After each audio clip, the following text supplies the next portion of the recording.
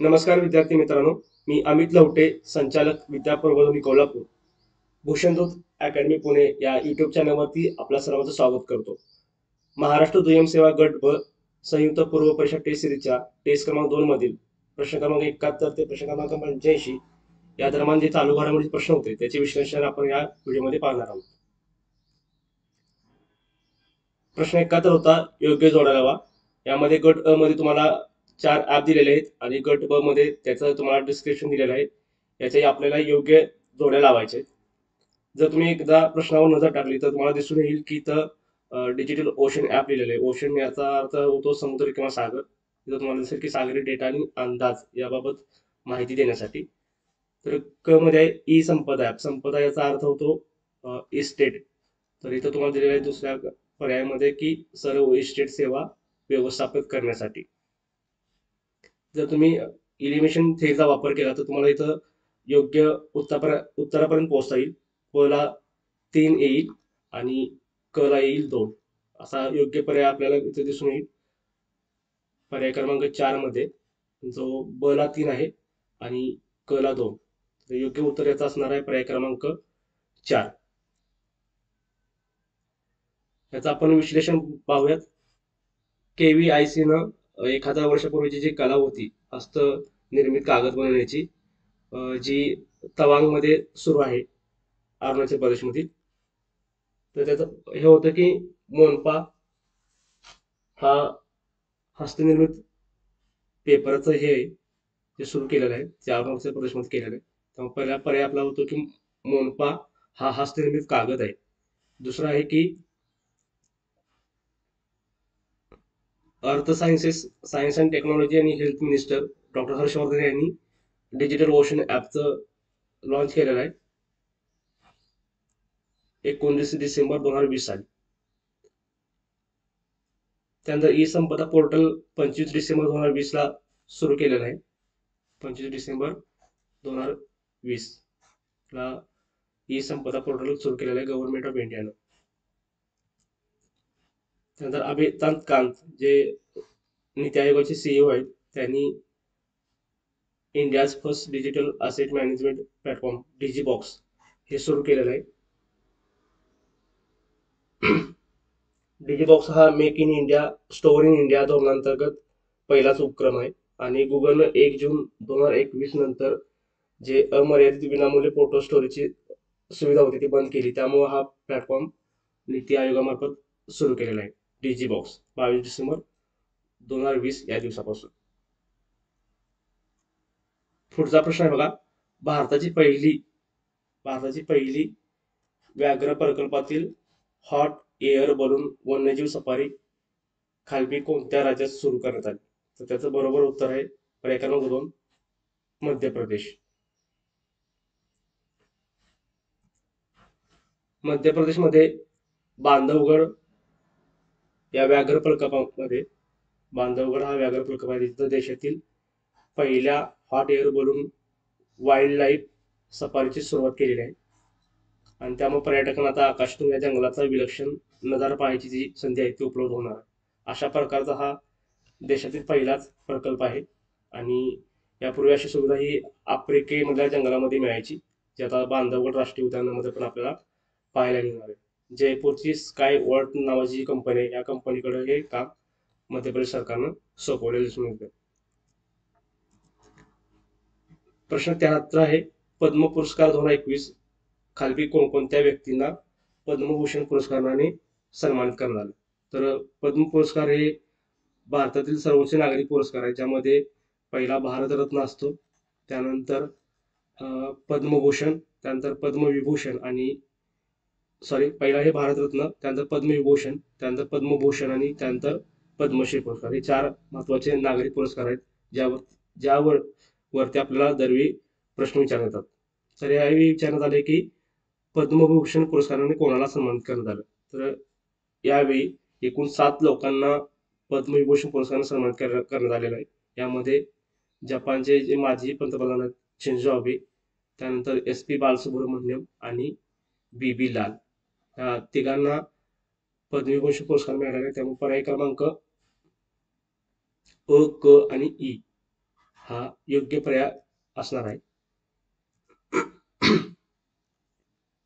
प्रजासत्ताक दिनाच्या पूर्वसंध्येला केंद्र सरकारने पद्म पुरस्कारांची घोषणा केली होती. एकूण 119 व्यक्तींना हा पुरस्कार मिळाला आहे. एकूण 119 व्यक्तींना हा पुरस्कार मिळाला आहे. हा आकडा लक्षात ठेवा, 119 व्यक्ती. त्यामध्ये पद्मभूषण आहेत 7 लोक, पद्मविभूषण 10 लोकांना मिळालेलं आहे आणि पद्मश्री मिळाला आहे 102 लोकांना. अशी एकूण 119 लोकांना पद्म पुरस्कार प्राप्त झालेले आहेत 2021 सालचे. यामध्ये 29 महिलांचा समावेश आहे. 29 महिला. 10 व्यक्ती आहेत, या आहेत एकतर विदेशी, अनिवासी भारतीय, मूळ भारतीय किंवा परदेशी भारतीय. अशा 10 व्यक्तींना हा पुरस्कार मिळालेला आहे. 16 व्यक्तींना, एकूण 16 व्यक्तींना मरणोत्तर पुरस्कार जाहीर झालेला आहे. मरणोत्तर पुरस्कार 16 व्यक्ती आणि एक व्यक्ती आहे, ही तृतीयपंथी आहे. ओके, 119 मध्ये एका व्यक्तीला, तृतीयपंथी व्यक्तीला हा पुरस्कार मिळालेला आहे. पद्मविभूषण 7 लोकांना मिळालाय. त्यामध्ये जपानचे माजी पंतप्रधान शिंझो अबे यांना या वर्षीचा पद्मविभूषण पुरस्कार मिळालेला दिसून येतो. त्यानंतर दुसरे आहेत ख्यातनाम पार्श्वगायक SP बालसुब्रमण्यम, ज्यांना या वर्षीचा पद्मविभूषण पुरस्कार मिळाला आहे. तिसरे क्रमांक आहेत हृदयरोगतज्ञ डॉक्टर बेला मोनाप्पा हेगडे, जे कर्नाटकचे आहेत, ज्यांना पद्मविभूषण पुरस्कार मिळालेला आहे. चौथी व्यक्ती आहे भारतीय अमेरिकन भौतिकशास्त्रज्ञ आणि फायबर ऑप्टिकलचे जनक नरेंद्रसिंग कपानी, ज्यांना मरणोत्तर पद्मविभूषण पुरस्कार मिळालेला आहे. पाचवी व्यक्ती आहे मौलाना वाहिद्दीन खान, जे इस्लामिक विद्वान आणि शांतता कार्यकर्ते, त्यांना अध्यात्माच्या क्षेत्रासाठी हा पद्मविभूषण पुरस्कार मिळालेला आहे.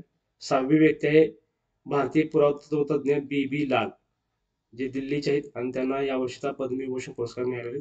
आणि सातवी व्यक्ती आहे वाळूशिल्पकार सुदर्शन साहू, यांना कलेच्या क्षेत्रातील उल्लेखनीय कामगिरीसाठी पद्मविभूषण पुरस्कार मिळाला, जे ओडिशाचे आहेत. एकूण 7 व्यक्तींना या वर्षीचा पद्मविभूषण पुरस्कार मिळालेला आहे. यामध्ये नरेंद्रसिंग कपानी हे यांना मरणोत्तर आणि SP बालसुब्रमण्यम यांना मरणोत्तर पद्मविभूषण पुरस्कार प्राप्त झालेला आहे. यामध्ये महाराष्ट्रातील एकाही व्यक्तीचा समावेश नाही. ओके, त्यामुळे उत्तर क पर्याय क्रमांक 1 हे बरोबर येईल. पद्मभूषण 10 लोकांना मिळालेला आहे. पद्मभूषणवरती पण प्रश्न विचारण्यात येऊ शकतो.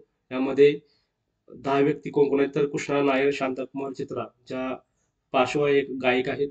त्यानंतर तरुण गोगोई, जे आसामचे माजी मुख्यमंत्री होते, त्यांना मरणोत्तर पद्मभूषण पुरस्कार मिळाला आहे. चंद्रशेखर कंबर, जे कर्नाटकचे कवी आणि साहित्यिक आहेत. सुमित्रा महाजन, माजी लोकसभा अध्यक्ष आहेत. नृपेंद्र मिश्रा, पंतप्रधानांचे माजी मुख्य सचिव होते. रामविलास पासवानांना मरणोत्तर पुरस्कार मिळाला. रामविलास पासवान हे लोक जनशक्ती पक्षाचे माजी अध्यक्ष आहेत. केशुभाई पटेल हे गुजरातचे माजी मुख्यमंत्री होते, त्यांनाही मरणोत्तर पद्मभूषण पुरस्कार प्राप्त झालेला आहे. कल्बे सादिक हे भारतीय इस्लामी विद्वान आहेत, सुधारक आणि शिक्षण तज्ञ आहेत, जे अध्यात्माशी रिलेटेड होते.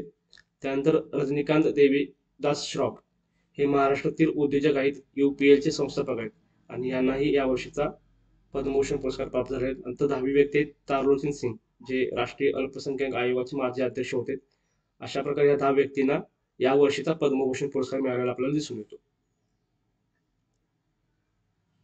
74वा प्रश्न आहे डेझर्ट नाईट. डेझर्ट नाईट हा द्विपक्षीय हवाई सराव कोणत्या 2 देशांदरम्यान पार पडला? तर त्याचं बरोबर उत्तर आहे पर्याय क्रमांक 4, भारत आणि फ्रान्स.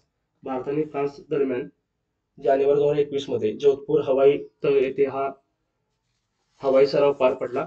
या सरावात दोन्ही देशांनी राफेल विमानांची जी प्रात्यक्षिक सादर केली. यापूर्वी भारतीय आणि फ्रेंच हवाई दलामध्ये गरुड गरुड नावाचा हवाई सराव होत होता. याच्या 6 आवृत्ती आतापर्यंत पार पडलेले आणि ही डेझर्ट नाईट हा नवीनच द्विपक्षीय हवाई सराव भारत आणि फ्रान्स दरम्यान पार पडलेला आहे. भारत आणि फ्रान्सच्या नौदलामध्ये एक सराव होतो, त्याचं नाव आहे वरुण. नौदलामध्ये जो पार पडतो त्याला वरुण असं नाव आहे. तर लष्करामध्ये म्हणजे भारतीय भूदल आणि फ्रान्सच्या भूदलामध्ये जो सराव पार पडतो त्याला शक्ती असं नाव आहे. शक्ती. ओके, तर भारत आणि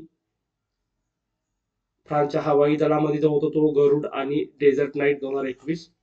नौदलामध्ये जो पार पडतो त्याला वरुण असं नाव आहे. तर लष्करामध्ये नाव आहे त्याला शक्ती असं नाव आहे. ओके, तर पर्याय क्रमांक 4 भारत आणि फ्रान्स हे योग्य उत्तर आहे. प्रश्न 75, पुढील विधाने तपासा व अचूक अचूक विधानांचा पर्याय निवडा.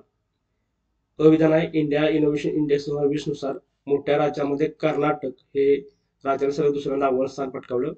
2020च्या निर्देशांकानुसार महाराष्ट्र तृतीय स्थानावर आहे आणि नीती आयोगाने हा निर्देशांक प्रसिद्ध केला जातो.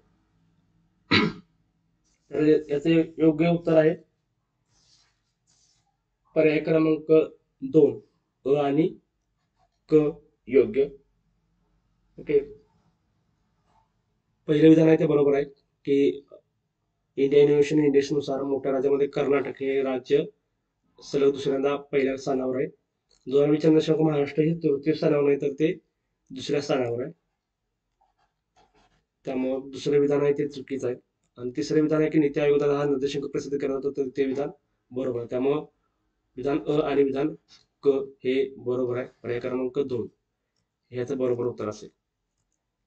इंडिया इनोव्हेशन इंडेक्स नुसार 20 जानेवारी 2021 रोजी आपला दुसरा अहवाल नीती आयोगाने सादर केला. हा अहवाल नीती आयोग इन्स्टिट्यूट ऑफ कॉम्पिटिव्हनेस या संस्थेबरोबर संयुक्तपणे अहवाल तयार करतं. पहिली 4 राज्य बघायची असेल तर पहिली 4 राज्य आहेत. पहिल्या क्रमांकावर आहे कर्नाटक, दुसऱ्या स्थानावर आहे महाराष्ट्र, तिसऱ्या स्थानावर आहे तामिळनाडू आणि चौथ्या स्थानावर आहे तेलंगणा. लहान राज्यामध्ये हिमाचल प्रदेश तर केंद्रशासित स्पर्धेमध्ये दिल्ली पहिल्या स्थानावर आहे. महाराष्ट्राने 2019 मध्ये तिसऱ्या क्रमांकावरून 2020 मध्ये दुसऱ्या क्रमांकावर झेप घेतलेली आपल्याला दिसून येते. इंडिया इनोव्हेशन इंडेक्स मध्ये राज्य व केंद्रशासित प्रदेशांना त्याच्या नाविन्यपूर्ण उपक्रमाची तुलनात्मक कामगिरी पाहून रँकिंग देण्याचं काम केलं जातं. हा जो निर्देशांक आहे तो ग्लोबल इनोव्हेशन इंडेक्सच्या धर्तीवर आधारित आहे. 2019 मध्ये कर्नाटक पहिला, तामिळनाडू दुसऱ्या, महाराष्ट्र तिसऱ्या तर तेलंगणा चौथ्या स्थानावर होता. योग्य पर्याय क्रमांक 2 आणि क विधान बरोबर. इथं हा ग्राफ दिसतो कर्नाटक पहिल्या स्थानावर आहे, महाराष्ट्र दुसऱ्या, तामिळनाडू तिसऱ्या आणि तेलंगणा चौथ्या. हे मुख्य राज्य आहेत. युनियन टेरिटरीमध्ये केंद्रशासित प्रदेशामध्ये दिल्ली पहिल्या स्थानावर आहे तर लक्षद्वीप हे शेवटच्या स्थानावर आहे. तर नॉर्थ ईस्ट मधली राज्य आणि हिल स्टेशन म्हणजे पर्वतीय राज्यामध्ये हिमाचल प्रदेश पहिल्या स्थानावर आहे तर यामध्ये मेघालय हे शेवटच्या 10व्या स्थानावर असलेलं आपल्याला दिसून येतं. प्रश्न 76 बघा. 2021-22च्या अर्थसंकल्पानुसार लघु कंपनीचे देय भांडवल, पेड अप कॅपिटल व उलाढाल टर्नओव्हर याची कमाल मर्यादा अनुक्रमे ... इतकी निश्चित करण्यात आलेली आहे. तर त्याचं बरोबर उत्तर आहे पर्याय क्रमांक 2 कोटी आणि 20 कोटी रुपये. ओके, तर 2021-22च्या अर्थसंकल्पातील केंद्रीय अर्थमंत्र्यांच्या घोषणेनुसार कॉर्पोरेट व्यवहार मंत्रालयाने लघु कंपनीच्या व्याख्येत बदल केला आहे. यापूर्वीच कंपनी कायद्यानुसार लघु कंपनीची देय भांडवल व उलाढाल ही 50 लाख आणि 2 कोटी रुपये अशी होती. तसेच नियमानुसार रहिवासी म्हणून मान्यता मिळवण्यासाठी किमान 186 दिवसांच्या भारतातील निवासाची अट आता किमान 120 दिवस इतकी करण्यात आलेली आहे. प्रश्न क्रमांक 77 बघा. नुकतेच 25 जानेवारी 2021 रोजी भारतातील कोणत्या राज्याने आपला 50वा वर्धापन दिन साजरा केला? त्याचं बरोबर उत्तर आहे पर्याय क्रमांक 4 हिमाचल प्रदेश. हिमाचल प्रदेश 26 जानेवारी 1950 रोजी 26 जानेवारी 1950 रोजी भाग बी मधील राज्य होते. पार्ट बी मधील राज्य होते. तर 1 नोव्हेंबर 1956 ला 1 नोव्हेंबर 1956 रोजी त्याला केंद्रशासित प्रदेशाचा दर्जा मिळाला आणि 25 जानेवारी 1971 रोजी हिमाचल प्रदेश हे भारताचे 18वे राज्य बनले. किती? 18वे राज्य बनलेलं आहे. त्यामुळे पर्याय क्रमांक 4 बरोबर आहे की 25 जानेवारी 2021 रोजी हिमाचल प्रदेशनं 50वा वर्धापन साजरा केला. याचे पहिले जे मुख्यमंत्री होते ते होते डॉक्टर यशवंत सिंग परमार. यशवंत सिंग परमार हे हिमाचल प्रदेशचे पहिले मुख्यमंत्री होते. पुढचा प्रश्न बघा, खालीलपैकी कोणत्या क्रिकेटपटूंनी एका षटकात 6 षटकार लगावण्याची कामगिरी केलेली आहे. आता नुकतंच किरण पोलार्डनं श्रीलंकेविरुद्ध 6 षटकार मारले होते, त्यावरून हा प्रश्न आलेला आहे. यामध्ये आपल्याला दिसून येते की 2007च्या वर्ल्ड कपमध्ये युवराज सिंगनं स्टुअर्ट ब्रॉडच्या गोलंदाजीवर 6 षटकार मारले होते आणि हर्षल ग्रीव्हजनं जो आफ्रिकेचा त्यानेही 6 षटकार मारलेले असतात. त्यामुळे पर्याय क्रमांक अ, ब आणि ड हे योग्य राहील. पर्याय क्रमांक 3 अ, ब, ड हे याचं योग्य उत्तर असणार आहे. श्रीलंकेविरुद्ध सुरू असलेल्या T20 मालिकेत विंडीजच्या कायरन पोलार्डनं श्रीलंकेच्या अकिला धनंजयच्या एका षटकामध्ये सलग 6 षटकार लगावलं. हे 6वं षटक होतं आणि या पराक्रमाबरोबर पोलार्डने युवराज सिंग आणि हर्षल गिगच्या विक्रमाची बरोबरी केलेली दिसून येते. यापूर्वी युवराज सिंग आणि हर्षल गिग या दोघांनी 6 षटकार मारलेले आहेत. विशेष म्हणजे याच सामन्यात अकिला धनंजय याने आदल्या षटकात हॅट्रिक केली होती. ओके, तर त्यानं हॅट्रिक पण केली आणि पुढच्या षटकामध्ये त्यानं सलग 6 चेंडूवर 6 षटकार पण घेतलेले आहेत. धनंजय हा T20 आंतरराष्ट्रीय सामन्यात हॅट्रिक करणारा जगातील 15वा आणि श्रीलंकेचा 4था गोलंदाज ठरला. युवराज सिंगने 2007 मध्ये T20 विश्वचषक स्पर्धेत इंग्लंड विरुद्ध तर गिब्सने एकदिवसीय सामन्यामध्ये हा विक्रम आपल्या नावावर नोंदवला. त्यामुळे पर्याय क्रमांक 3 अ, ब आणि ड हे योग्य उत्तर याचं असणार आहे. T20 सामन्यामध्ये एका षटकात 6 षटकार लगावणारे एकूण 5 फलंदाज आहेत. यामध्ये Yuvraj Singh, Ross व्हाईटली, हरजतुल्ला दजाई, Leo quarter आणि 5वा आहे किरण पोलार्ड. या 5 फलंदाजांनी आतापर्यंत T20 सामन्यामध्ये एका षटकात 6 षटकार नोंदवण्याची कामगिरी केलेली आहे. पुढचा प्रश्न आहे, साहित्य अकादमी पुरस्कार 2020 बद्दल पुढील विधाने तपासा व योग्य पर्याय निवडा. अ विधान आहे, नागपूरचे प्रसिद्ध लेखक नंदा खरे यांच्या आबाची गोष्ट या लघुकथा संग्रहास बाल साहित्य पुरस्कार जाहीर झाला. ब विधान आहे, आबा महाजन लिखित उद्या या कादंबरी सर्वोत्कृष्ट मराठी कलाकृती साहित्य अकादमी पुरस्कार जाहीर झालेला आहे. तर साहित्य अकादमी पुरस्कार हा एक महत्वाचा पुरस्कार आहे परीक्षेच्या दृष्टीतून आणि यावरती प्रत्येक परीक्षेमध्ये जवळपास प्रश्न विचारण्यात आलेले आहे. तर पहिलं विधान आहे, नंदा खरे यांना साहित्य अकादमीचा पुरस्कार मिळाला आहे, पण तो सर्वोत्कृष्ट मराठी साहित्य कलाकृती मिळालेला आहे, जो त्यांची कादंबरी आहे उद्या. आणि आबा महाजन यांना पण साहित्य अकादमी पुरस्कार मिळाला आहे, पण तो मिळाला आहे आबाची गोष्ट या लघुकथा संग्रहासाठी आणि तो आहे बाल साहित्य पुरस्कार. त्यामुळं ही दोन्ही विधानं आहेत ती चुकीची आहेत. अ आणि ब विधान दोन्ही विधाने चुकीची आहेत. पर्याय क्रमांक 4 हे योग्य पर्याय असणार आहे. अ आणि ब चूक. मराठी भाषेसाठी नंदा खरे यांच्या उद्या या कादंबरीला 2020 साठीचा साहित्य अकादमी पुरस्कार प्राप्त झालेला आहे आणि बाल साहित्याचं लेखन करणारे साहित्यिक आबा महाजन, आबा गोविंदा महाजन यांना आबाची गोष्ट या लघुकथेला बाल साहित्य पुरस्कार जाहीर झालेले. मराठी भाषेतील अलीकडचे विजेते जे बघायचे ते 2017 साठी श्रीकांत देशमुख यांना बोलावे ते आम्ही या साहित्यासाठी साहित्य अकादमीचा मुख्य पुरस्कार मिळाला होता. 2018 साली महसू पाटील यांच्या सर्जन प्रेरणा आणि कवित्व शोध या साहित्यासाठी त्यांना साहित्य अकादमीचा पुरस्कार मिळालेला आहे. 2019 मध्ये अनुराधा पाटील यांना कदाचित अजूनही या साहित्यासाठी साहित्य अकादमीचा पुरस्कार मिळाला आहे. 2020 चा पुरस्कार नंदा खरे यांना उद्या या कादंबरीसाठी मिळालेला आहे आणि 2021 चा पुरस्कार तुम्ही जर म्हणाला तर तो नुकताच जाहीर झाला होता किरण गुरव यांना. किरण गुरव त्यांचा पुस्तकाचं नाव होतं बाळूच्या अवस्थांतरांची डायरी. बाळूच्या अवस्थांतरांची डायरी या पुस्तकासाठी किरण गुरव यांना 2021 साठीचा साहित्य अकादमी पुरस्कार जाहीर झालेला आहे. पुढचा प्रश्न आहे, प्रश्न क्रमांक 80, वर्क फ्रॉम होम संस्कृती वाढत असल्याने सरकारी कर्मचाऱ्यांमधील सुरक्षित संप्रेषण सुनिश्चित करण्यासाठी नॅशनल इन्फॉर्मेटिक्स सेंटरने NIC ने खाली कोणते इन्स्टंट मेसेजिंग ऍप सुरू केले आहे. त्याचं बरोबर उत्तर आहे पर्याय क्रमांक 3 संदेश. संदेश नावाचं जे ऍप आहे ते NIC न सुरू केलेलं आहे. प्रश्न 81 बघा.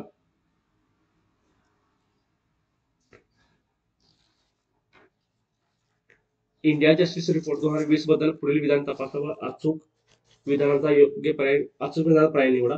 पहिलं विधान, राज्याच्या लोकांना न्याय देण्याच्या बाबतीत न्याय देण्याच्या क्षमतेच्या क्रमवारीत महाराष्ट्र राज्य हे पहिल्या क्रमांकावर आहे. महाराष्ट्र राज्य हे प्रथम क्रमांकावर आहे. तर हे विधान योग्य आहे. ब विधान, पोलीस दलात महिलांचे प्रमाण हे तामिळनाडूमध्ये सर्वात जास्त आहे. तर हे विधान चुकीचं आहे. पोलीस दलामध्ये महिलांचं प्रमाण हे बिहारमध्ये जास्त आहे. तिसरा, नीती आयोगाद्वारे हा अहवाल तयार करण्यात आलेला आहे. तर हे विधान चुकीचं आहे. हा अहवाल टाटा ट्रस्ट तयार करतं. चौथे विधान, सिक्कीम सोडून कोणत्याही राज्यात न्यायपालिकेत महिलांचे प्रमाण 20% जास्त नाही. तर हे विधान बरोबर आहे. तर मग पर्याय क्रमांक अ आणि ड बरोबर असणार. पर्याय क्रमांक 3 हे योग्य उत्तर असणार. पर्याय क्रमांक 3 अ आणि ड बरोबर. तर इंडिया जस्टिस रिपोर्ट नुकताच सादर झाला 2020. टाटा ट्रस्ट हा अहवाल तयार करतं. Social justice, centre for social justice, common cause, Daksh, Vidhi centre for legal policy आणि कॉमनवेल्थ ह्युमन राईट्स इनिशिएटिव्ह या संस्थांच्या बरोबर संयुक्तपणे टाटा ट्रस्ट हा अहवाल तयार करतं. यामध्ये न्यायपालिका, पोलीस, तुरुंग आणि कायदेशीर मदत या 4 स्तंभावर आधारित राज्याची क्रमवारी ठरवली जाते. महाराष्ट्र सलग दुसऱ्यांदा पहिल्या स्थानावर आहे आणि उत्तर प्रदेश सलग दुसऱ्या वर्षी शेवटच्या स्थानावर आहे. ओके, महाराष्ट्र पहिल्या स्थानावर आहे आणि उत्तर प्रदेश सलग दुसऱ्यांदा ह्या क्रमवारीत शेवटच्या स्थानावर आहे. तामिळनाडू दुसऱ्या तर तेलंगणा तिसऱ्या स्थानावर आहे. महाराष्ट्र पहिला, तामिळनाडू दुसरा तर तेलंगणा तिसऱ्या स्थानावर आहे. लहान राज्यामध्ये गोवा प्रथम स्थानी तर अरुणाचल प्रदेश हे शेवटच्या स्थानावर आपल्याला दिसून येतं. जर पोलिसांमध्ये महिलांचं जर आपण प्रमाण पाहायला गेलं तर बिहार मध्ये 25 राज्यांमध्ये जर बिहारचं आपण हे केलं तर बिहार मध्ये सर्वात जास्त महिला आहेत पोलीस फोर्समध्ये. त्याचं प्रमाण आहे 25.3%. एकूण पोलिसांमध्ये 25.3% महिला पोलीस आहेत बिहारमध्ये. 20% पेक्षा जास्त प्रमाण असणारं ते एकमेव राज्य आहे देशातलं. पण जर वुमेनमध्ये महिला पोलीस अधिकाऱ्यांचं प्रमाण बघायला गेलं तर ते 6.1% इतकं आहे. आणि सर्वात जास्त महिला अधिकाऱ्यांचं प्रमाण हे तामिळनाडूमध्ये जे आहे 24.8%. दुसऱ्या क्रमांकावर आहे मिझोराम 20.1%. हे आहे महिला अधिकाऱ्यांचं पोलिसांच्या मध्ये जे प्रमाण आहे महिला अधिकाऱ्यांचं ते सर्वात जास्त तामिळनाडूमध्ये. वुमेन रेशो इन ज्युडिशरी म्हणजे न्यायपालिकेत जर महिलांचं प्रमाण बघायला गेलं तर जवळपास 29% महिला आहेत न्यायपालिकेत. एकमेव राज्य आहे सिक्कीम ज्यामध्ये 20% पेक्षा जास्त जजेस आहेत. बिहार, उत्तराखंड, त्रिपुरा आणि मेघालय या 4 राज्यांमध्ये एकही महिला न्यायाधीश नाही आहे उच्च न्यायालयामध्ये. हाही महत्वाची माहिती आहे की बिहार, उत्तराखंड, त्रिपुरा आणि मेघालय या 4ही राज्यांमध्ये एकही महिला मुख्य न्यायाधीश नाही आहे. सामाजिक न्यायाचा विचार करता Karnataka is the only state of to meet the quotas for SC, ST and OBC in both officer cadre and constabulary. ही अशी इतर माहिती तर तुम्हाला दिलेली आहे. पुढचा प्रश्न आहे, खालील विधानाचा विचार करा व सुसंगत पर्याय निवडा. विधान, न्यायमूर्ती NV रमणा यांची भारताचे 48वे सरन्यायाधीश म्हणून नियुक्ती करण्यात आली. तर हे विधान बरोबर आहे. दुसरे विधान आहे, न्यायमूर्ती रमणा हे सरन्यायाधीश पदावर पोहोचणारे आंध्र प्रदेशातील द्वितीय व्यक्ती आहेत. हेही विधान बरोबर आहे. क विधान आहे, त्यांनी दिल्ली उच्च न्यायालयामध्ये कार्यवाहक मुख्य न्यायाधीश तसेच आंध्र प्रदेश उच्च न्यायालयाचे मुख्य न्यायाधीश म्हणून कार्य केलेलं आहे. हे विधान चुकीचं आहे. चौथे विधान आहे, जम्मू काश्मीरमध्ये इंटरनेट सेवा पुरवण्याचा त्यांचा निर्णय महत्वाच्या चर्चित निर्णयापैकी एक राहिला आहे. तर हे विधान बरोबर आहे. त्यामुळे पर्याय क्रमांक 2 येईल. क वगळता सर्व बरोबर. त्यांनी आंध्र प्रदेश मध्ये न्यायालयाचे कार्यवाहक म्हणून मुख्य न्यायाधीश म्हणून काम केलेलं आहे. तर दिल्ली उच्च न्यायालयामध्ये ते मुख्य न्यायाधीश म्हणून कार्य करत होते. त्यामुळे पर्याय क्रमांक 2 येईल. क वगळता सर्व बरोबर.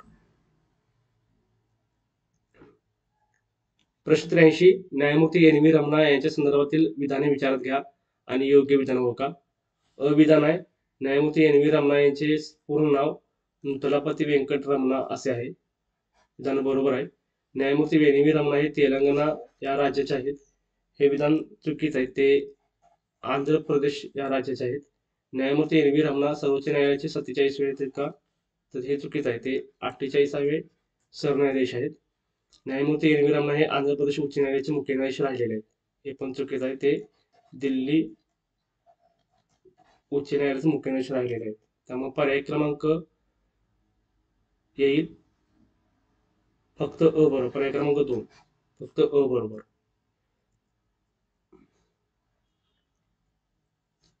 राष्ट्रपती रामनाथ कोविंद यांनी भारतीय राज्यघटनेच्या कलम 124(2) नुसार 6 एप्रिल 2021 रोजी भारताचे 48वे सरन्यायाधीश म्हणून न्यायमूर्ती एन व्ही रामणा यांची नियुक्ती केली. 24 एप्रिल 2021 रोजी त्यांनी सरन्यायाधीश या पदाचा पदभार स्वीकारला. न्यायमूर्ती शरद बोबडे यांची त्यांनी जागा घेतली. त्यांना 16 महिन्यांचा कार्यकाळ लाभणार आहेत. 24 एप्रिल 2021 ते 26 ऑगस्ट 2022.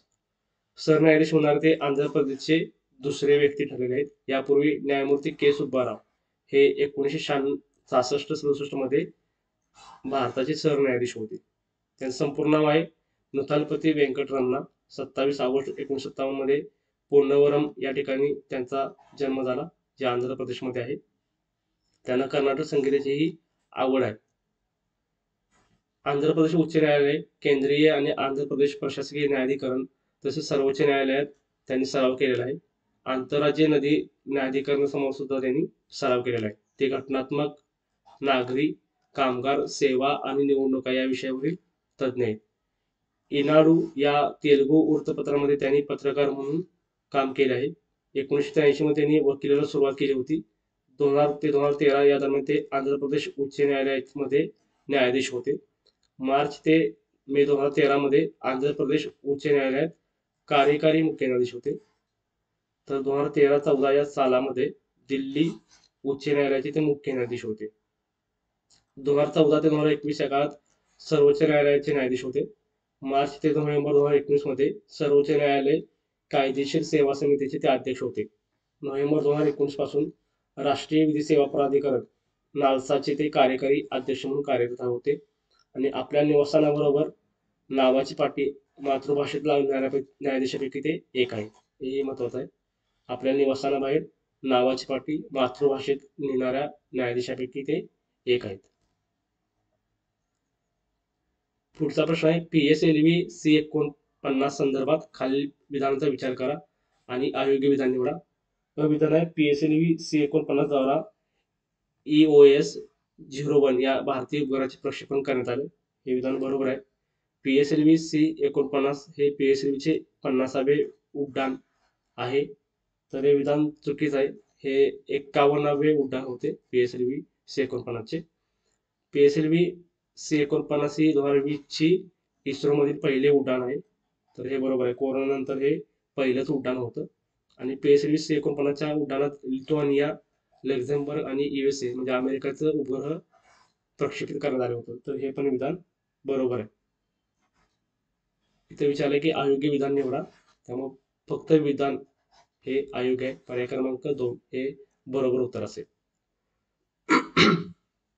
भारतीय अवकाश संशोधन संस्थेच्या इस्रो ध्रुवीय उपग्रह प्रक्षेपकाने म्हणजे PSLV C49 भारताच्या अर्थ ऑब्झर्वेशन सॅटेलाइटसह EOS-01 लिथुआनिया, लक्झेंबर्ग आणि अमेरिकेच्या एकूण 9 उपग्रहांचं यशस्वी प्रक्षेपण केलं. इस्रोने पाठवलेल्या 10 उपग्रहांपैकी हे 9 उपग्रह आहेत ते परदेशी होते. एक उपग्रह हा भारताचा आहे, जो आहे EOS-01 हा भारतीय उपग्रह आहे. बाकीचे 9 उपग्रह हे परदेशी होते. इस्रोचे 51वे मिशन आहे. लॉकडाऊन नंतर श्रीहरिकोटाच्या सतीश धवन अवकाश केंद्रावरून तब्बल 11 महिन्यांनी उपग्रहाचे प्रक्षेपण पार पडले. EOS-01 या उपग्रहावर पृथ्वीचे निरीक्षण करण्यासाठी सिंथेटिक अपर्चर रडार बसवण्यात आलेला आहे.